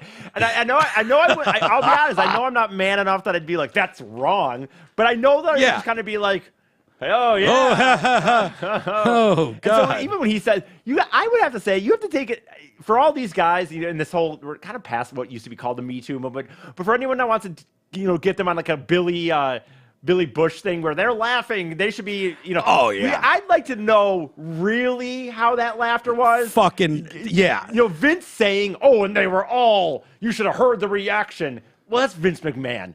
And by the way, he's going to want it to sound. And it very well could have been. They could be in an environment round the clock of just absolute piggishness. And they might don't know. But I'm just saying, like, and if these guys are mixing it up with the wrestlers and going out, like this could be a scene unlike any other. It could be, but I'm just saying I can't take the word that Vince said. All 12 men were, and he's trying to tell this girl too. Yeah. So I could easily also see a lot of those guys nervously laughing and trying to look away, or kind of just like, yeah. So can I? And Vince just saying, oh, and they were. The room went wild because it's Vince. Yeah, he wants the room. He's just gonna say whatever he says. So, baby, these guys were having a blast with me. Because honestly, I'm trying to be weird about this. Again, I feel like I'm going to sound like a pussy here, but honest to God, in the year that we're in and with things going on, I don't know that I would see necessarily 12 dudes with this story. And let's just say it was a Joe Schmo telling it. It's not Vince McMahon. Yeah. I don't know that you really would necessarily get all just like hooting. You and could hollering. in some circles. You could. But I'm saying it's not anymore to me. It's as likely these days that it also wouldn't be like that. To me. Maybe. I don't know. It's hard to say. Okay. But I'm trying to think if I know any groups like that. I don't, but because I'm really trying to think in my own head. Like this is a very flashy CEO. Yes, I know. You know what I mean? And Billionaire the job guy. in general, by the way, the job in general is a lot steroided, not steroided, but like of course, and steroid. Yeah, but it's a definitely an environment that's for sure that would lend to maybe people would be a little more. You think people are going to get as amped as they do at those things and then take it down like, whoa, let's, no, I agree. Be classy, guys. There's a woman nearby. Like, no, I agree. I don't with that. agree. I'm just saying. I think I already said it, but I'm just saying I can't take Vince's word in what the reaction was to how it went down. Some of them didn't believe me. I said you were the greatest fuck in the world, and no matter how much you get, you always wanted more. And then I said she loves cum, baby. These techs, as we call them, we're having the time of their lives listening to my truthful story. I then said, truthful story? Why do you have to say truthful story? Yeah, who knows? I then said you would take a 10-minute break between each fucking, but then you would get back on your hands and knees with your ass in the air and say, okay, I'm ready. Who's next? Have you ever noticed, by the way? I drove them wild, baby. Or I should say you drove them wild. Just imagine if this really happened, baby. How much cum you would have coming out of all your holes. Have you ever noticed, like, God, that sounds so gross. I'm sorry. The idea of stuff coming out of holes just... Have you ever noticed a very common thread how it works, but in situations like that? Like a common thread when something comes out, whether it's Vince or like kind of Tiger back in the day and stuff. Have you ever noticed, like, no matter how many, because this isn't the only girl. There's other lawsuits and stuff. My point is, like, but they're always still have the need, even though they know they're in control, they know they have the power, they know they're like so much is leaning on their end to always be like, you're the best fuck I've ever had. It's like, it's not. You know that's not true. Yeah, they all feel the same. But they always I'm sorry, ladies. They all feel the same. Twos and tens feel no different. So but it's always the same thing, though. Like I said, whether it went to Tiger, whenever like texts come out, Kwame, either. They always is like, it could be, they could have fucking. They're laying the groundwork. They want to continue it. So it's like, oh, you're the best fuck I ever had. But it's like, right. But they have to say it, I guess, like in their mind or their ego. Or do you have a one on your list? God, I don't know. know. You know. I mean, do you go like, oh yeah, that married Indian woman or that fucking hooker in Chicago? I guess I do. Yeah, no, definitely I do. Not you do? But yeah, but you know, for me, it's such a terrible. My sexual the experiences are horrific. Yeah. We're well aware. Yeah, so yeah. I mean, I do, but it's not a storied. I'm not going to pry. Not the Niners. Yeah, more like the Lions here. Yeah, I gotcha. Yeah, but I do. I could think. I definitely have favorites in certain things. Well, like, you know, the other problem is I don't have a lot of repeat customers. So what's that? I don't got a lot of repeat situations. I understand. So, yeah. No, I 100% have where it was like, yeah, that girl. But it usually doesn't involve the vagine. The vagines all feel the same. Yeah. So it's other stuff they can do. I hear you. You know what I mean? I hear you. And it's like, yeah, that's a winner. Yeah. And you miss those ones. Yeah, you know? It's like, I wish I didn't fuck that up. That nice. Makes sense. Yeah. Yeah. Stuff like that. But I mean, but it's like it's always, and I think in general, it doesn't have to be celebrities. Whenever something big celebrity comes out, and we get to the line where we see like the Anthony Wieners and stuff, right? Oh yeah. Same thing. Like it's always like, oh man, you're the best I've ever had. Yeah. And oh my god, and it's like they're sending it to 10 other fucking people or whatever. Yeah. I mean, it's like yeah. On May 24th, 2021. So this is in the middle of pandemic. I wonder right? if he's ever. I wonder what his relationship is that with pandemic. May of 21. May 24th of 21. That's are we out of the pandemic or right in the heart of it? I would consider. Well, you know, if you're talking, depends on who you're talking about, right? I would consider that being out of it in reality. Really? So when do you 21? think it started? 20?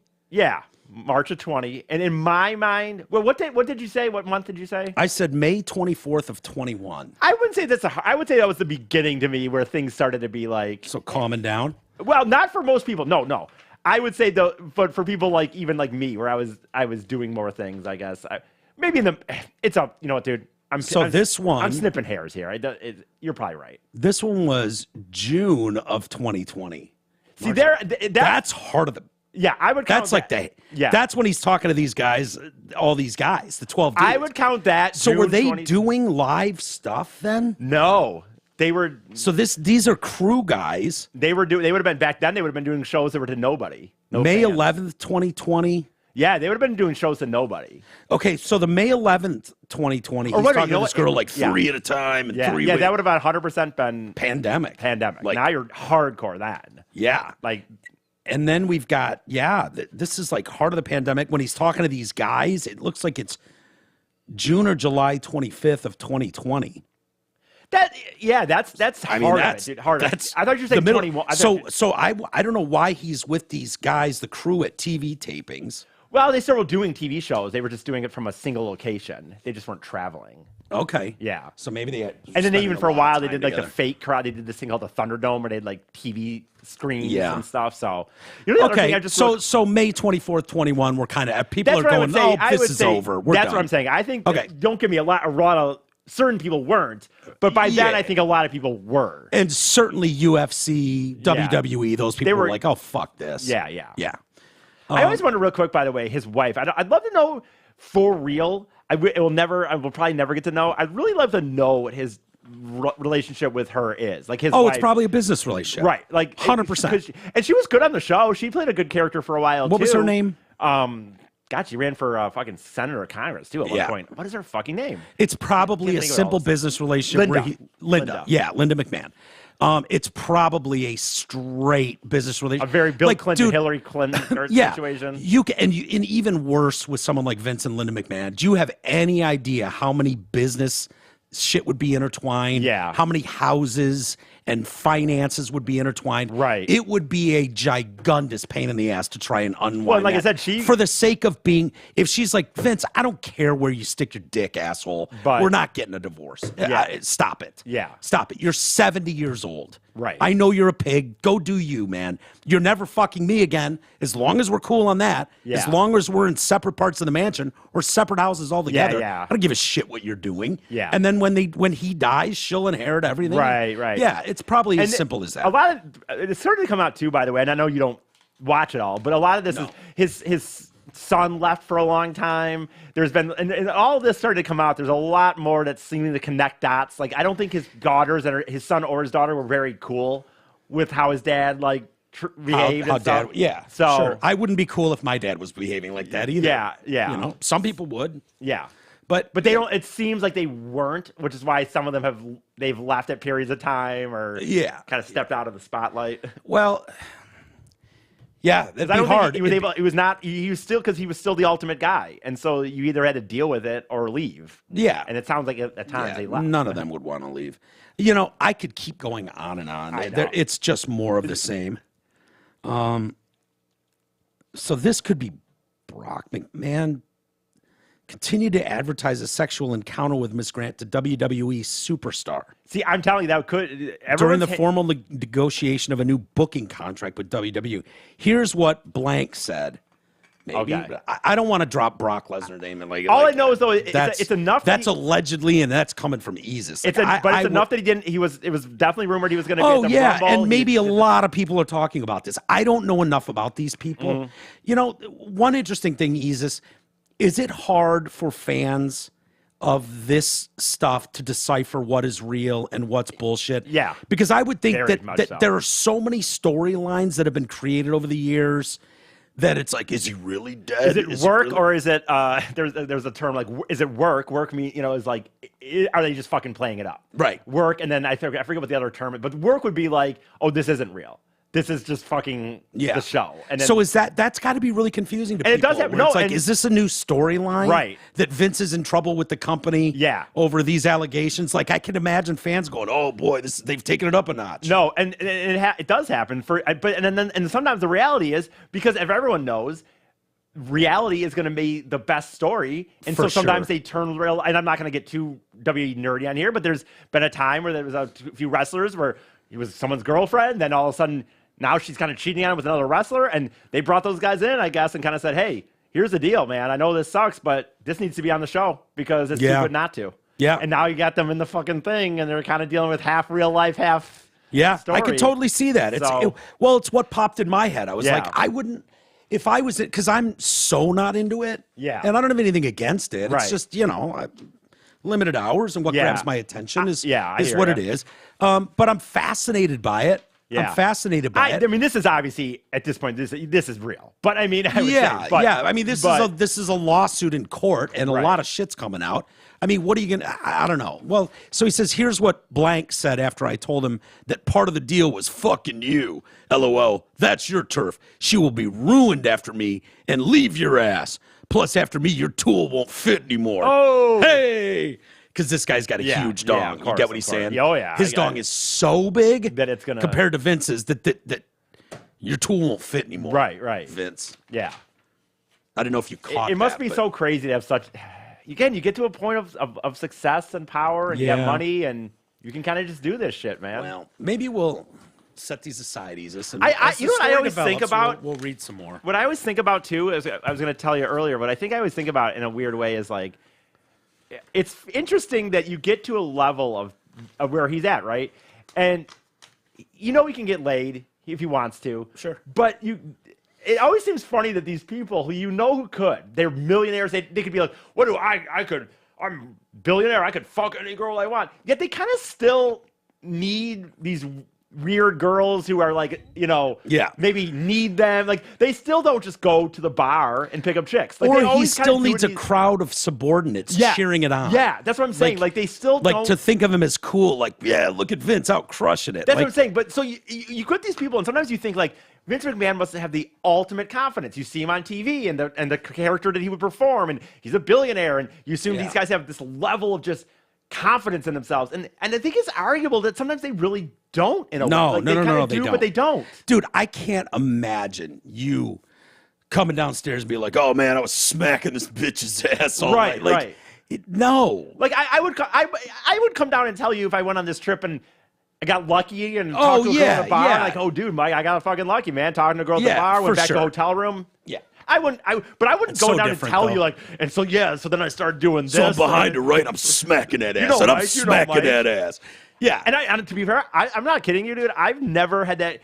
And it's like, I've never had that conversation with any of my friends. I've told friends, I don't think I have either. And here's an example. Like, maybe in my younger days, like, well, no, I'm not bragged about, Well, getting laid. I yeah, would say. yeah, but not about details. I don't think I was ever a kiss and tell like that. That's what I'm guy, saying. ever. Like, I remember, for example, yeah, she was squirting. Like, no. the few times I've had two that I was actually proud of. I'm not proud of, but ones overnight one night stands. I was like, that was actually kind of cool, man. I did comedy one time in Grand Rapids and it worked out or something, right?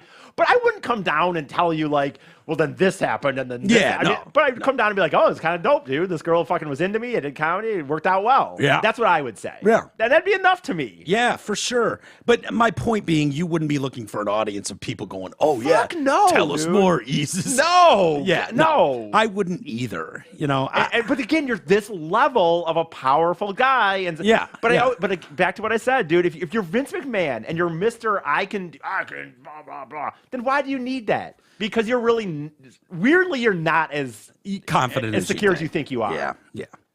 All right, let's do a couple emails and we'll get out of here. Sounds Isis. good. I gotta go clean out that bathroom. They're starting tomorrow. Gotcha. Hey guys, since I'm a Patreon member, I've been loving the Drew and Mike moments from way back. There's one moment from way back that I still fondly remember. I was wondering if you have it or at least remember it. It was when Drew called some guy, maybe a coach, that likes to hire kids to do lawn work and always wanted them to work shirtless. They never got a hold of him, but they left a long voicemail. They played a long lawnmower drop that while Drew kept talking, and you could hear it get louder and quieter as it moved away. Yeah. Oh, yeah. That's funny. Yeah, always funny I loved shit. doing that. Yeah. Potting it up, potting it down. Yeah. While the drop was being played, Clark pretended he was a teen boy mowing his lawn and kept making hilarious comments. I forgot most of them, but it was something like, "Here I come again. You want to see my butt?" Yeah, I could see Clark doing it. Right. Anyway, if you stumble across it, I'd love to hear it, or if at least see if you remember it. Randy, yeah, I definitely remember that. We did the lawnmower thing a few times. That came into play. It's a good way to have like a quote unquote noise in the background, right, or something. Yeah, well, being able to paint a picture. Radio is so great because it's not a visual medium. Yeah, and so the best way to paint that picture is with, if you've got a weed whip going and then it gets closer and further away and you're like, oh yeah, the Mexican crew is out back. Right. Like we would do that shit all the time and people know what that is. Or get to car driving louder. Away and Yeah. talk louder, quiet. Yeah. Those are all it's fun to do and it draws everybody into the picture. I mean, that's kind of how the original days of radio started, where some guy's sitting there doing the wood blocks to simulate horse galloping and shit. And yeah, it's the same type of thing, but yeah, I do remember that bit. If I stumble across it, I'll definitely play it. Also from Randy, Mike, thanks for keeping the show going with the new developments. I'm sure I won't agree with much that Raj says, but think it could be some great conversations on important topics. Just don't stop naming the Jew. Okay. Oh, boy. The interim show is sounding good. No more blatantly interrupting the host, and rants won't be missed. Erica's doing a good job keeping up, but like you said, he's a great third person. Looking forward to new opportunities for the show and will continue to be a Patreon member. Thanks. Cheers. Thank you. I appreciate that. I've had a few conversations with Raj. I've texted with Garrett. I think I'm going to have Garrett try to come in this week, the Woke Bay, and kind of shadow Isis and stuff like that. Raj has we got some bad news about his accident with his shoulder and his knee. Good news, he doesn't need knee surgery. That is good news. And I was like, that's great news, Raj. At least you're in a ton of pain, but you don't have to have surgery. That's awesome. But he does need shoulder surgery. Ooh. Yeah. Ooh. Yeah. So they're going to talk about scheduling of that on Wednesday, so in 2 days. And we'll know more from there. It's going to be, it's why I told you guys originally I don't like talking about this stuff because so much of it is out of my hands, out of my control about what, when and how that's going to work. And so, let's do one more. Raj Sharma. I thought I would chime in on the plans for Raj. I think this will be a great addition to the show as there will be some differing opinions to mix it up and see what happens. I've been waiting for this for a while now as we initially heard about these plans when we saw him in Dallas. I remember it was around New Year's, and I looked back on the calendar. It was New Year's Day 21. At that time, he made it sound like it was 100% happening that month. But then that was that in the middle of the pandemic too? Yeah, that definitely would have. Yeah, so I wasn't even here. Yeah. But yes, Raj and I were talking a lot then. We were. We anxiously awaited his arrival and it never happened. So if nothing else, the Backuses should be awarded the Best Secret Keepers Award for never having mentioned this to another living soul. We have seen him since then, but it's been a while, so I'll have to make sure to get back over to Dallas for an upcoming show. I've seen some announcements about a new comedy club in Fort Worth, so he might be on our side of town at some point down the road. I see Landau will be headed to Fort Worth in mid-March, so the TDC DFW circle is coming ever closer to the better side of the Metroplex. Hopefully the show will be a rousing success, and you'll have to relocate it to the Blaze Network studios in Dallas, but I guess we better wait for the show first before we book the movers. Good luck and Godspeed. Thank you, Craig. I appreciate that. Yeah, it's like I said, it's been in the conversations for a long time. It's just a matter of, A, I'm lazy, and B, I didn't know what world I was coming back into after the pandemic. And it hasn't been fun, I'll be honest with you. Hasn't been fun, hasn't been easy, hasn't been a lot of things. And so it's made it that much more difficult to do it. You know, I left here with quite a lot of support, and it is what it is. So, you know, that doesn't, I still have absolute faith in my abilities, and Isis and anybody else that does this with me. I have faith in the abilities to put on a decent show. That hasn't changed. But, you know, it's hard to gain traction in a lot of things. So, Raj, I think for people that are red-blooded, you know, Trump supporters or Republicans, I think you're going to find that Raj is pretty agreeable for a liberal douche, and he's a liberal douche. Don't get me wrong at all. He's a real fucktard when it comes to liberal topics, for the most part. But he still hates the woke movement and all that shit as much as the rest. So there's plenty we can do. Now, you know, I'm sure we're not going to agree on, like, you know, I think of Joe Biden as like the most racist politician that's ever been in office, and he'll fight me on that. And we fought plenty on that. It's like, okay, whatever. Keep voting for your 80-year-old white man. You hate 80-year-old white man, Raj. What's the matter with you? But loves this one for some reason. So we'll see. No, I'm just kidding. I don't even think he likes Biden. But anyway, why don't we call it a day there? And shit, man, that's oh, you stopped that? Yeah, sorry. Sorry. I just potted that up and blew my own head off. We'll call it there. I'm sorry about the Lions, guys. I really am. You know what? I love the Lions too. It's tough. Hope some part of the show today helped you get through some of that. Maybe Vince McMahon, maybe Isis. I don't know. But we'll leave it there. Have a good one, everybody. See you tomorrow.